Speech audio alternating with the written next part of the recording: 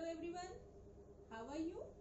I hope you all are keeping well at home and putting your best efforts in your study.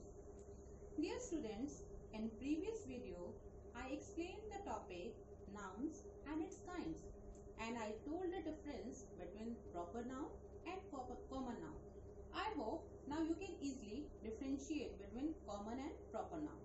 Today through this video I am going to explain rest of the three kinds, which are collective noun, material noun and abstract noun. So are you ready? So just have a look. So my dear children, do you know what is a collective noun? Can you take some idea from a name? So collective noun, when a noun stands for a collection of persons or things, it is called a collective noun. Collective noun refer to the names of the persons, places or things taken as a group, as a unit or as one. For example, team, a bunch of keys, herd of elephants. If I use this word team, it doesn't mean that it stands for an individual. It's a group name. Collective nouns are often followed by of preposition plus plural noun. For example, bunch of flowers.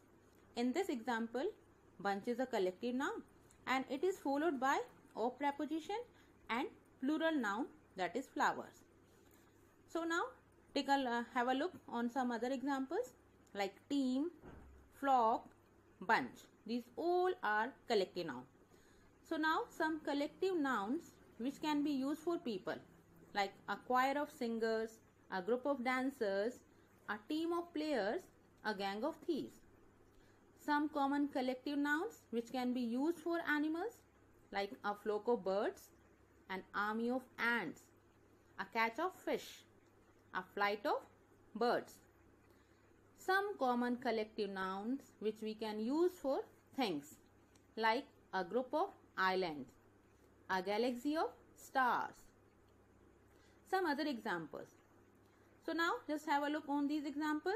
In these examples you can see I have underlined all the collective nouns: a set of tools, a pack of cards, a library of books. So now what is a material noun? Just have a look. Material noun. Material noun is the name of a substance or material which is used to make things. The words like gold, iron, silver, cotton are the names of the different materials from which things are made. That's why these are known as material nouns. Abstract noun. What are abstract nouns? Do you have any idea? Abstract nouns are those nouns which cannot be perceived using one of the five senses. As you know, do you know about our five senses? It means abstract nouns cannot be seen, cannot be touched, even cannot be felt. For example, childhood, anger. And in other words, you can say abstract nouns don't have any physical existence. They refer to ideas, emotions and concepts you cannot even see, touch, hear, smell or taste. Love, time, fear, freedom, luck. These all are the examples of abstract noun because we can't even see them.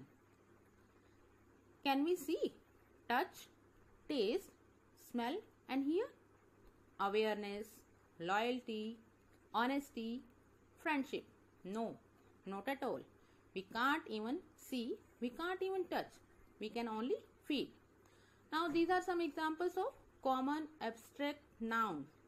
Ability, service, belief, comfort, communication.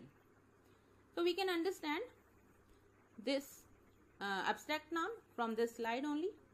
What personal quality do these people show? A wise judge. What personal quality does a wise judge show? Wisdom. What personal quality does a clever thief show? That is cleverness. Can we see cleverness? No, we can only feel. What personal quality does an innocent child have? That is innocence. We can feel only. What personal quality does an honest servant show? That is his honesty. So we can only feel these qualities. We can't see them. We can't even touch them. Now it's time for practice. So in this slide you have to find some abstract noun. Truth cannot be hidden for a long time. In this sentence, truth is an abstract noun because we can feel only. Do not test my patience.